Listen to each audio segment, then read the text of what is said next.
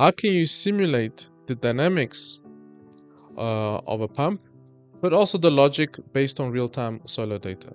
Let's try and translate the question of how can I go from what I had to now thinking about what does that actually translate into a real world, right? So let's just say I have solar data, and in here we can say we have an amplitude of kilowatts per meter squared.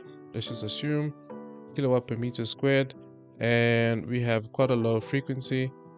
But what we also know is that because this is a sine wave, it cannot be negative. So how can we ensure that the data that we get from this is consistent? So I will look at when the data is above 0. We essentially want to exclude negative values that a sine wave gives, right? Because solar energy is never negative, and then we'll use something like a switch. I'll just do a switch here, and then we will do something like that. And essentially it will allow us to do a couple of things. We want to ensure that you always have a positive solar energy for you to use in a pump.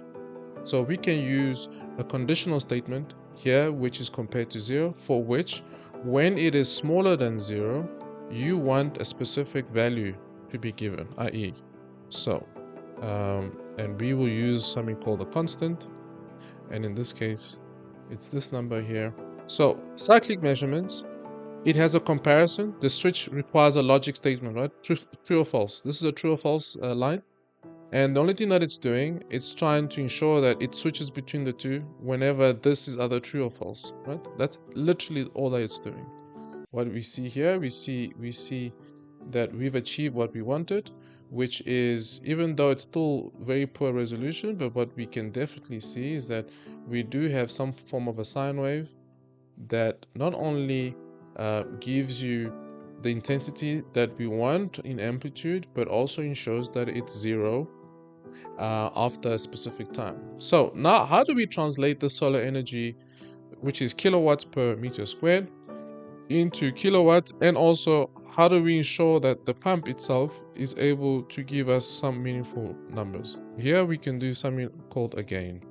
What I can do now here, I can essentially say I want to convert kilowatts per meter squared times a panel area of 10, and this is conversion, right? That's all it's doing. Very simple, right? This is how you can simplify your design when you want to conceptualize certain things. You know a panel area is specific size. Let's just say in this case it's 10. You know that I'm getting up to 20 kilowatts per meter squared. What will my kilowatts output here be? And that's what you get.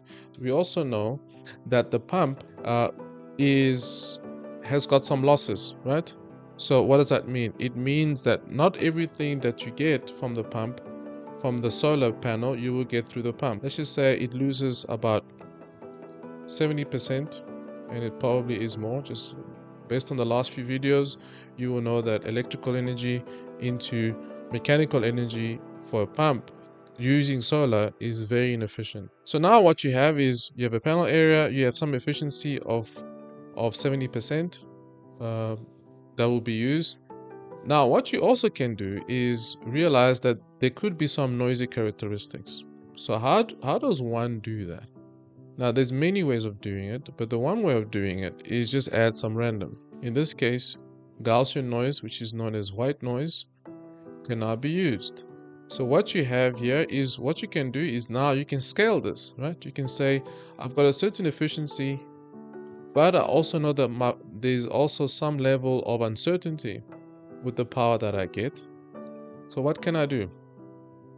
I can now use what we call a multiplier, right? So essentially I can do a product between the two. I take this and then I say I want to essentially add a bit of noise into my system. You're able to also do the following, right? So I can go to my scope, to this configuration, and then here I can say I want 2 inputs.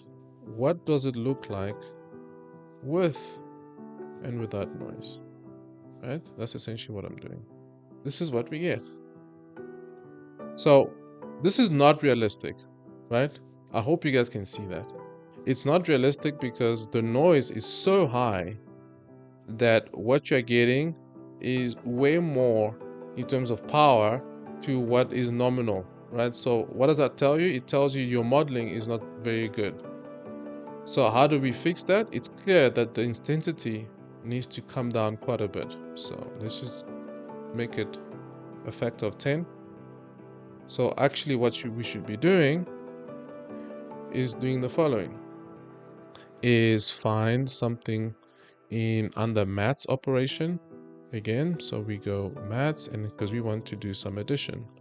So we bring it here, and here we are able to now do some maths operation.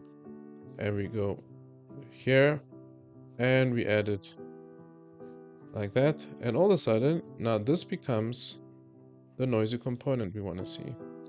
And we still want to see this signal, right? And maybe make it lower slightly because I could see it was still quite high.